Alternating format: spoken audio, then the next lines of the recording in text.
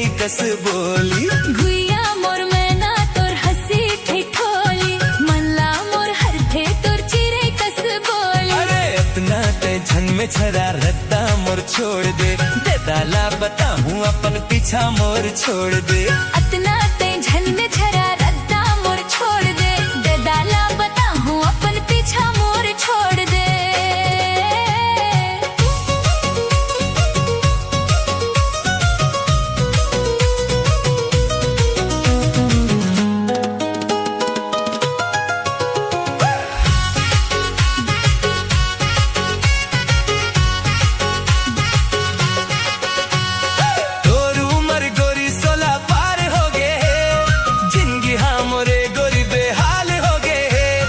रात दिन मोला तोर सुरता थे, कैसे मैं मनावूं मोर सुध भुला थे।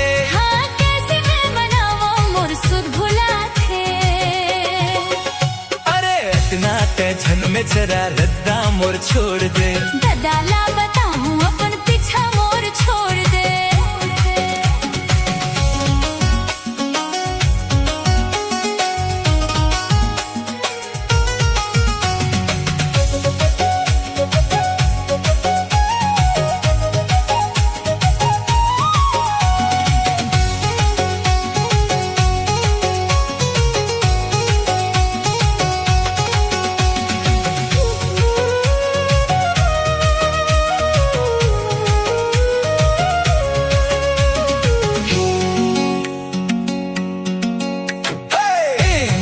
गुइया तोर नाम तो बता, सुनना वो रानी झन अतना इतरा।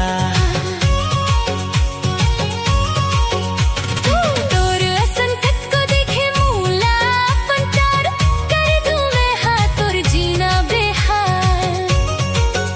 हाँ निबानी के तैं गोठ गोठिया थस, ऐसे तैं का बर मोर जीव लाजरा थस।